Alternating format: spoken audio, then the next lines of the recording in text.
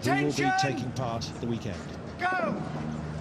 And it's a clean start, no false starts, and a good surge away in the sunshine by both crews, seemingly at a good rate and seemingly heading in the direction they want to.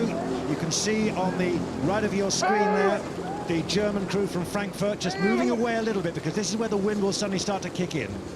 Yeah, and look at this, Jonathan. We've got some real problems with the steering at the moment. We can see that the umpire is doing nothing quite rightly, because it's not his job to make sure that the crews stay on the course. It's his job to make sure they stay apart. But I think they sorted it out as they just got onto the course. At one stage it seemed they were heading towards together, and then suddenly they seemed to part, rather like opposites, exploding away in different directions. So, it's a very strong start in the end by the crew from Austria, Städtische Ruder Club, having been pretty much stroke for stroke initially alongside the Frankfurt crew. And at one stage, as you were saying, Sarah, seemingly heading towards the problems really with booms and the posts. They've now eased themselves away. Strong start and a good strong mid-race rhythm already, and they've got clear water. And you have to say Frankfurt have got some work to do already. Yeah, I think probably only the bowman would have been aware quite how close that was. It was his job to sort it out and get them straight. But yeah, as you sit there now, you can see they've got a really good rhythm there. By the tents, by the crowds, they'll have a real surge of adrenaline, because the competitors and the supporters are right there. The Germans are out here in the middle, and you know, at the moment they won't be able to feel the other crew. That horrible, eerie silence, in a sense. There is something there. They're well aware of that, because you're obviously in a race. It's a match race. There's only one other crew to worry about. But the fact is, as you can already see, the Austrians are 2, if not 3 lengths clear, and it's going to be a breeze, as we can see the wind just ruffling the hair of the crew, and also worrying people in the commentary box as boats go flying. Because it's suddenly picked up a little bit. But these are the most perfect, well, not perfect, they're the most sunny, bright, summery conditions. This is what Henley's renowned for. If we can just turn down the wind a little bit, then we've really landed.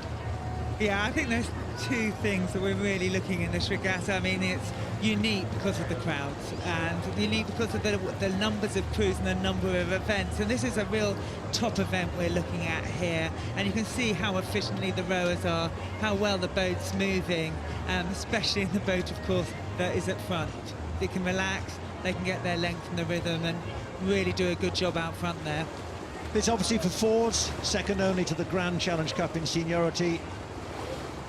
Open men's international standard, and already Austria showing their class, showing their quality, and they will certainly hear the roar, you would have thought, as people realise that racing has restarted after a famous and traditional Henley lunch. Now is the time to settle back in a deck chair in the sunshine. Every reason to come out of the tents, the marquees, and to watch some high quality racing, because this is an extraordinary field that has been gathered in terms of the amount of competitors. I mean, this is a record field, isn't it? 629 crews started, which was almost 100 up on the previous record back in 1998. 629 as opposed to 552. Yeah, it was extraordinary, and qualification, which happened here on Friday. What we're seeing here is side-by-side racing. On Friday, they went one at a time down the course, and we had nearly 400 crews do that, and we knew only 99 of them were going to get into this main draw. So it was an extraordinary sight to sort of get those through. Those who've got into the main draw, you know, they've been racing for 2 days now. We're on day 3, and look at the quality of that Austrian crew. It really is making the water press into their opposition, and they are using their legs and their back, Jonathan, so well to move this boat along. They were just behind the Germans at the 2015 Under-23 Worlds in Bulgaria. They finished in 8th place overall. Anywhere near the Germans is always going well. So this is a solid crew, shall we say, and it remains to be seen how far they can venture through in the Stewards Cup.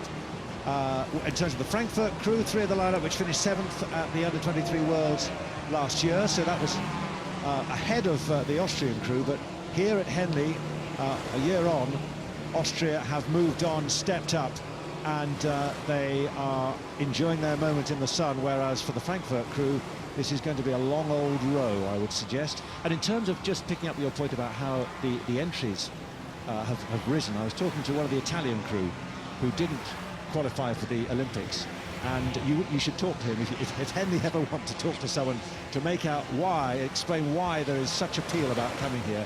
Paolo is the man to talk to. He just said it's absolutely fantastic. It's even better than he ever thought it was. This is the first time he or any of the crew have been here. He said if he's not racing next year, then he'll come with his wife and child and just enjoy it. Well, that's why you want to stay into the draw as long as possible, and in fact you want to be in the first final on Sunday, because then you can have done your work and enjoy the day.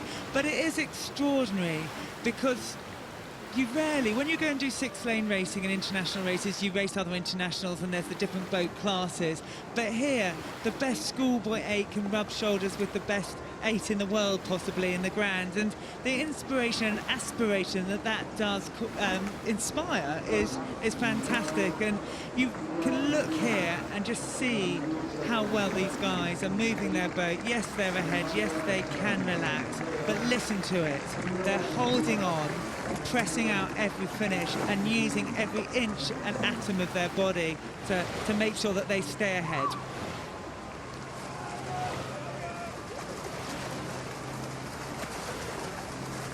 Will do just that. A 4, an 8, a quad, when moving in harmony, in unison, you can tell. And there is that sound, there is that particular noise of a vessel moving with the utmost smoothness and efficiency. Yeah, you go backwards and you watch you back up each other's heads, but you do use every sense you have. And look at them now, they're just making sure that they lift up to the finish. They make sure that they're going to move in and keep themselves ready for the next round, because they'll be looking on to tomorrow's racing.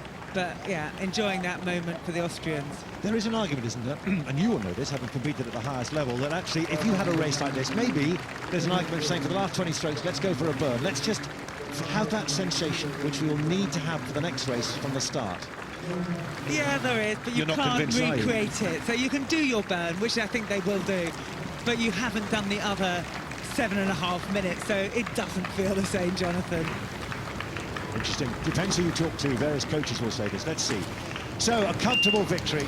There's the sound of the Austrian crew taking the heats, the first of the afternoon session through the Stewards Cup. Frankfurter well beaten. So the result they had a year ago at the Under-23 Worlds has completely turned on its head. Austria have moved on, and they go through.